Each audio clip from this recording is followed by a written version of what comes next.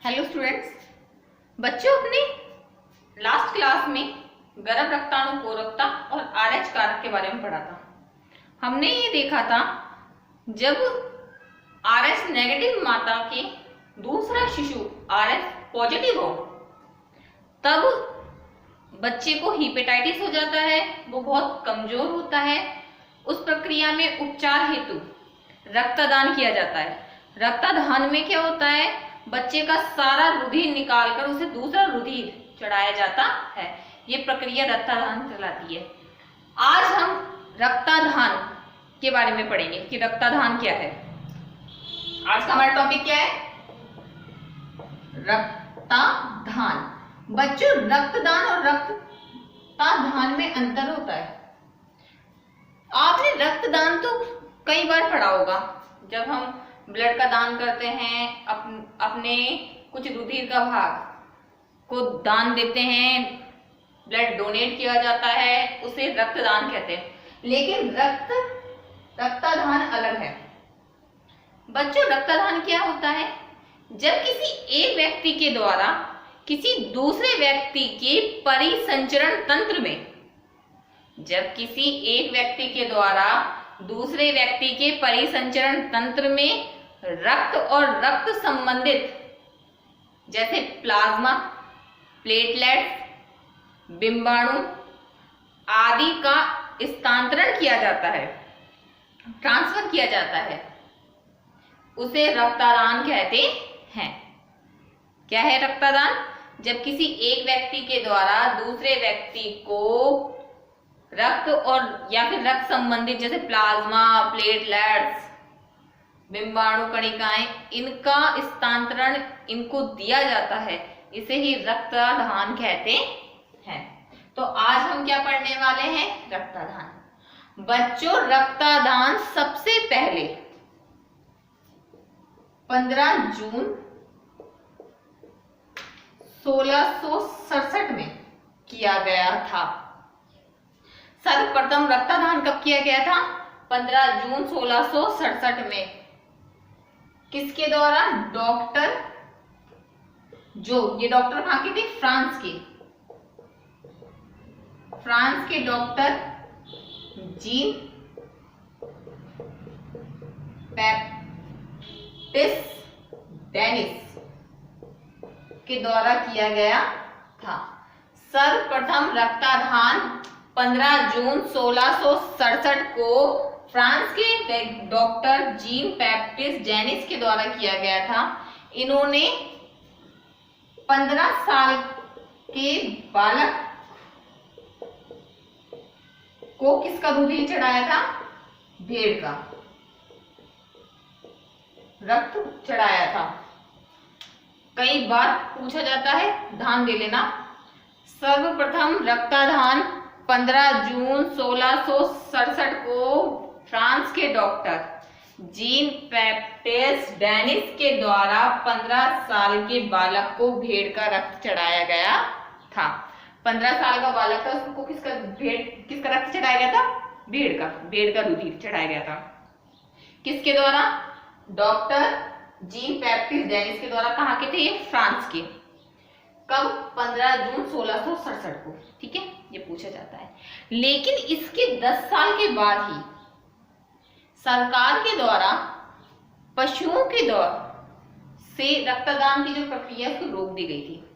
सरकार ने जो ये प्रक्रिया हुई थी, ये क्रिया के 10 साल के बाद ही जंतुओं के द्वारा रक्तदान करने को बंद कर दिया था। इस पर पूर्ण रूप से प्रतिबंध लगा दिया था कि जंतुओं के द्वारा रक्तदान प्रक्रिया नहीं की जाएगी।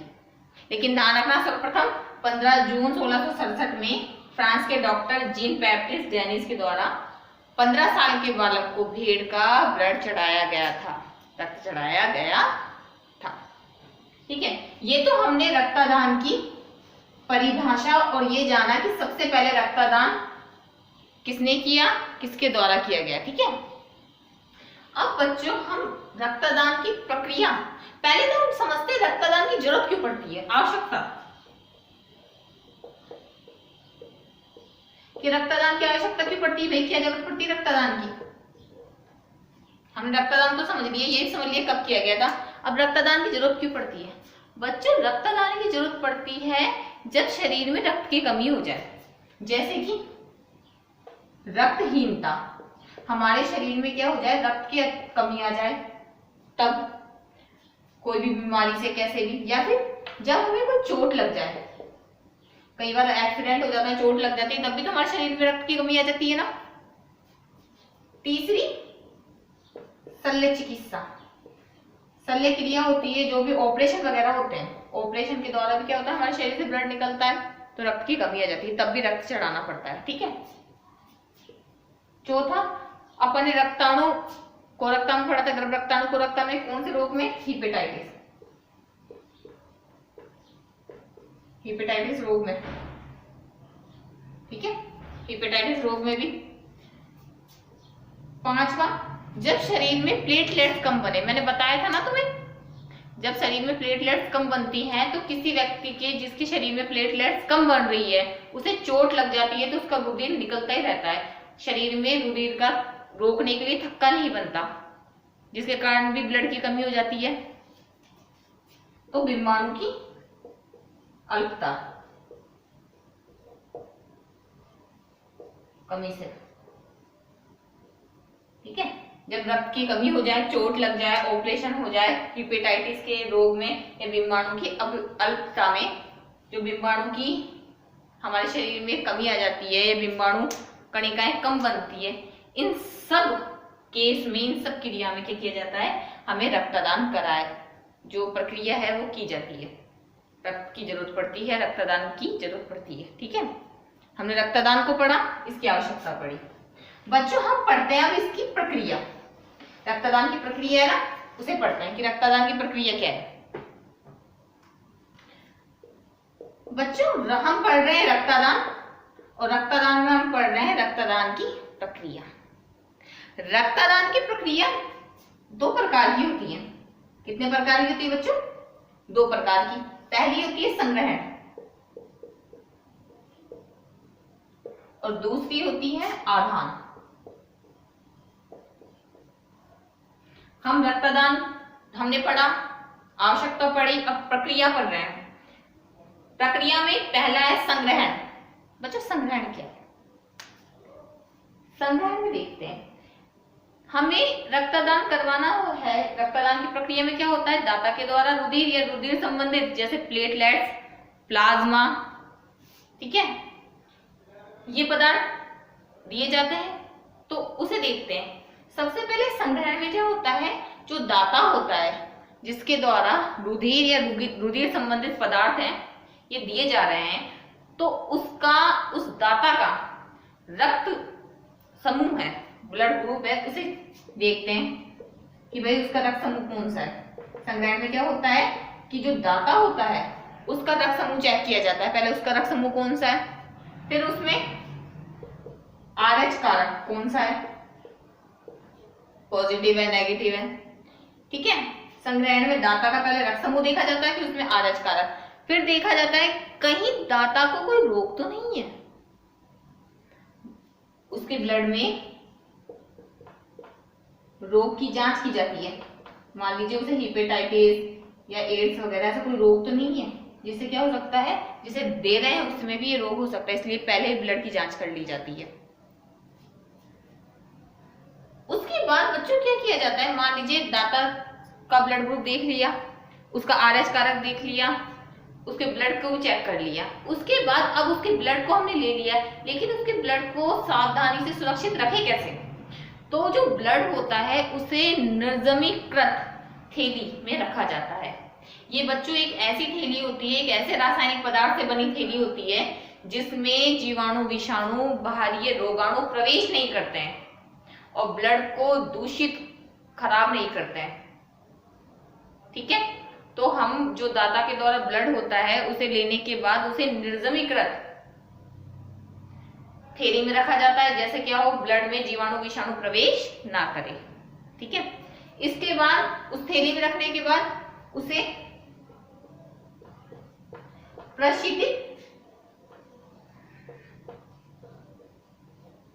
प्रशीतित भंडार में रखा जाता है। मतलब प्रशीतित भंडार एक ऐसा फ्रीज होता है, फ्रीज जैसे मान लो, जिसमें क्या होता है ब्लड को रखा जाता है। इसमें क्या होता है, जो हमारी जो ब्लड की थैली होती है जिसमें ब्लड रखा है, वो उसे उस तापमान पर रखा जाता है, या फिर ब्लड की थैली को वो तापमान दिया जाता है जिससे ना तो बैक्टीरिया उसमें कोई क्रिया कर सके, ना ही बैक्टीरिया अपनी संख्या बढ़ा सके, ताकि हमारा ब्लड क्या हो, खराब ना हो। इसलिए इसे प्रशीतित भंडार में रखा जाता है। जो ब्लड की जो थैली होती है, निर्जमीकृत रोगाणुओं को नष्ट करके बनी हुई जो थैली होती है सुरक्षित, उसमें ब्लड को रखने के बाद हमें उसे प्रशीतित भंडार में रखते हैं। संग्रहण की क्रिया में, यानी दाता के द्वारा रक्त देते वक्त ये बात ध्यान रखनी चाहिए कि जो ये सारी प्रक्रियाएं डॉक्टर की उपस्थिति में हो।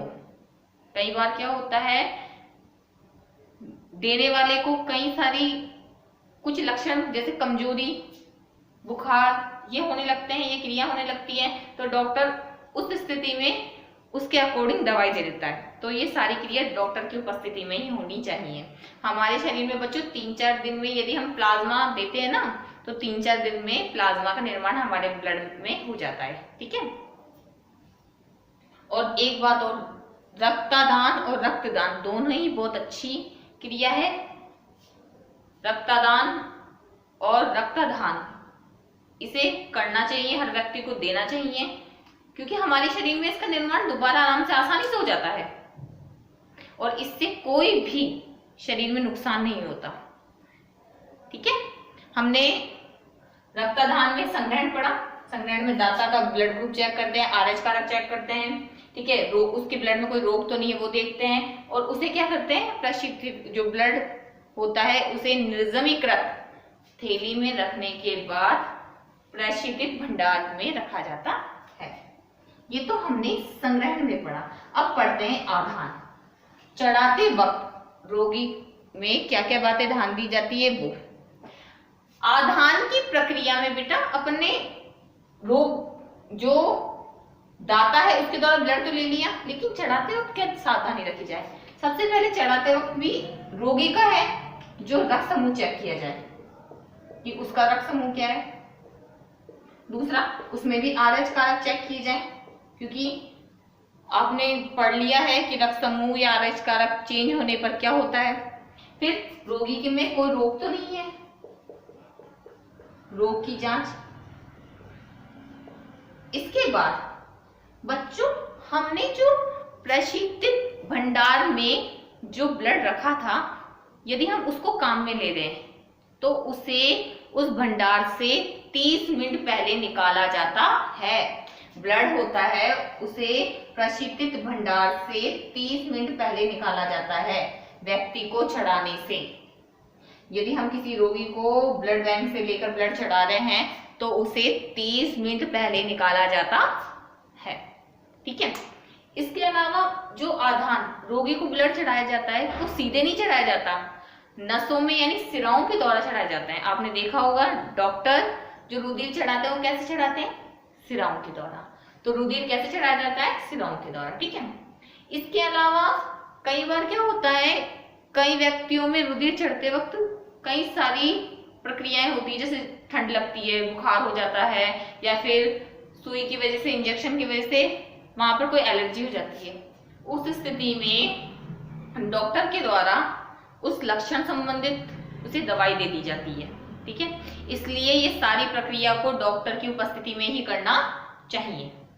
हम क्या पढ़ रहे हैं, हम प्रक्रिया पढ़ रहे हैं। रक्तदान की संग्रहण पढ़ा, आधान, रक्त समूह देखें, RH कारक देखें, रोग की जांच करें, और भंडार जो प्रशीतित भंडार है वहां से 30 मिनट पहले ब्लड निकाले रोगी को ब्लड चढ़ाने से पहले। ठीक है। ये तो हमने देख लिया। यदि रोगी को कोई समस्या होती है, उसके शरीर में कोई परिवर्तन होता है, तो डॉक्टर के अकॉर्डिंग उसे दवाई दे दी जाती है। ठीक है। ये तो हमने सब देख लिया। हमने बच्चों रक्तदान पढ़ा, ये कब किसके द्वारा किया गया ये पढ़ा, आवश्यकता पढ़ी, प्रक्रिया पढ़ी। अब रक्तदान स्रोत के आधार पर 2 प्रकार के होते हैं। जो रक्तदान किया जाता है ना, वो 2 तरह से किया जाता है। स्रोतों के आधार पर, स्रोतों के आधार पर रक्तदान कितने प्रकार के होते हैं, 2। एक तो होता है बच्चों समजात और दूसरा होता है समजीवी।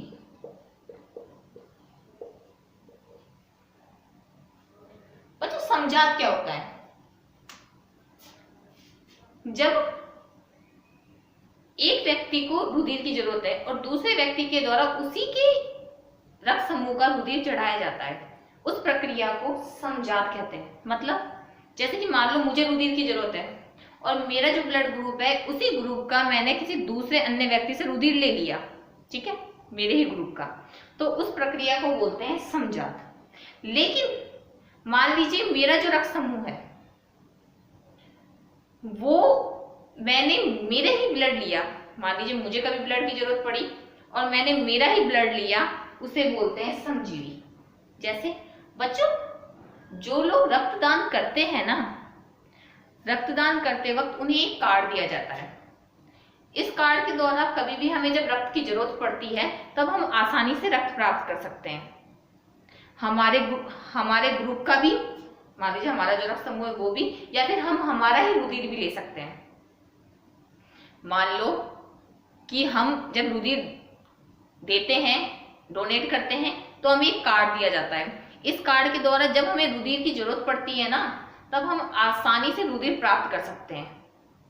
हम चाहें तो हमने जो रुधिर दिया है वो की वो, यानी हमारा ही रुधिर हमें वापस मिल सकता है।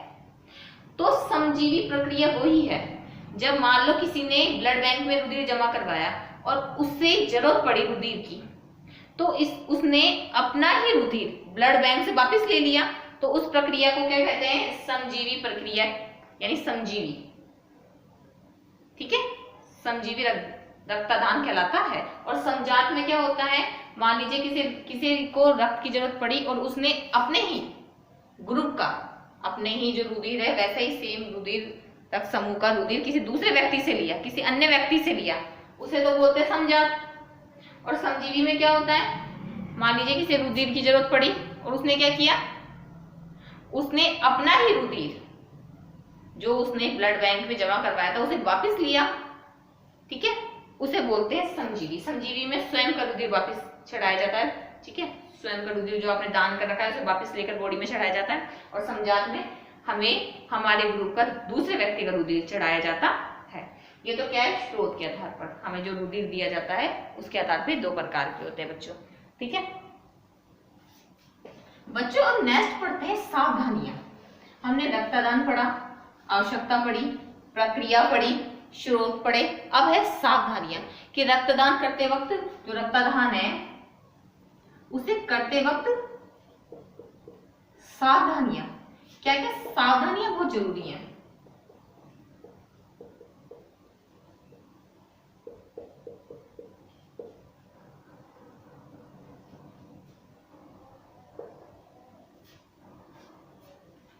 रक्तदान करते वक्त बहुत सारी सावधानियों की जरूरत पड़ती है बच्चों।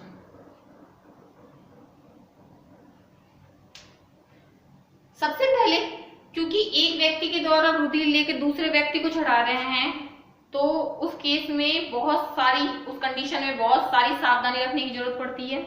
हम उन्हीं सावधानियों को पढ़ते हैं बच्चों। सबसे पहले तो सावधानी में जो हम दाता का रुधिर ले रहे हैं ना, उसका रक्त समूह क्या है, उसमें RH कारक क्या है, उसे कोई रोग तो नहीं है, उसके बारे में सबसे पहले पता करना चाहिए। सारे टेस्ट, सारी जांच होने के बाद उस व्यक्ति का रुधिर लेना चाहिए। उस व्यक्ति का जो रुधिर लिया जाता है उसे निर्जमीकृत थैली में रखना चाहिए और उसके बाद उसे सुरक्षित कहाँ रखना चाहिए? प्रशिक्षित भंडार में, ताकि क्या हो, उसमें कोई भी जीवाणु, विषाणु, बैक्टीरिया प्रवेश ना करे।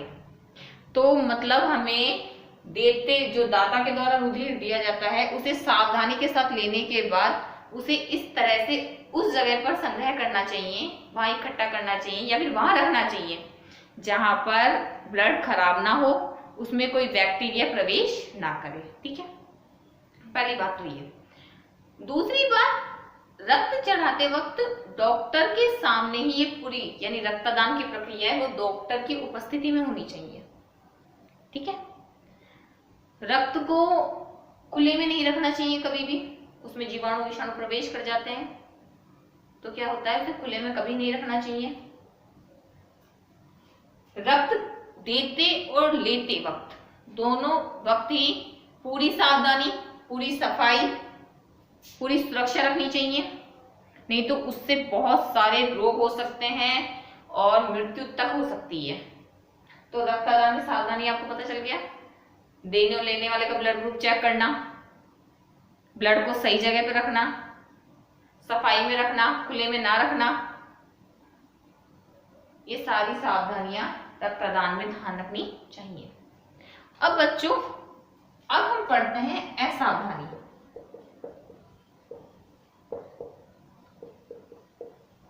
असावधानियां, मान लीजिए आपने कोई भी सावधानी में प्रॉब्लम हो गई, मान लीजिए आपने कोई सावधानी नहीं देखी, कुछ असावधानी हो गई ब्लड लेते देते वक्त, या फिर उसमें कोई रोगाणु विषाणु प्रवेश कर गए, हमने ब्लड को सही जगह पे नहीं रखा, तो उससे बहुत सारी बीमारियां हो जाती हैं, बहुत खतरनाक बीमारी हो जाती हैं, व्यक्ति की मृत्यु भी यानी मौत भी हो सकती है।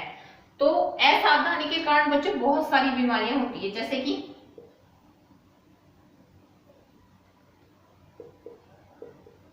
HIV फर्स्ट,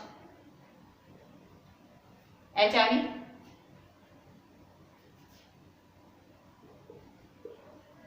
सेकंड, ठीक है, STLV फर्स्ट,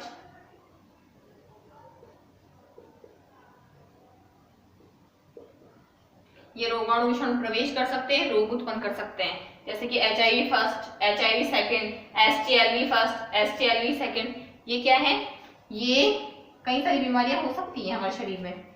हेपेटाइटिस B और C,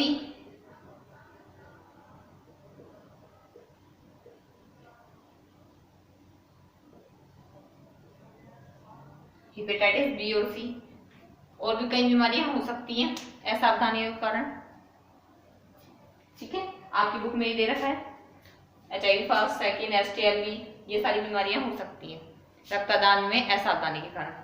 बच्चों, आज हमने रक्तदान पढ़ा। रक्तदान सर्वप्रथम किसके द्वारा करवाया गया था, वो पढ़ा। रक्तदान की जरूरत क्यों पड़ती है, ये पढ़ा। प्रक्रिया पढ़ी, स्रोत के आधार पर पढ़ा, सावधानी असावधानी पढ़ी।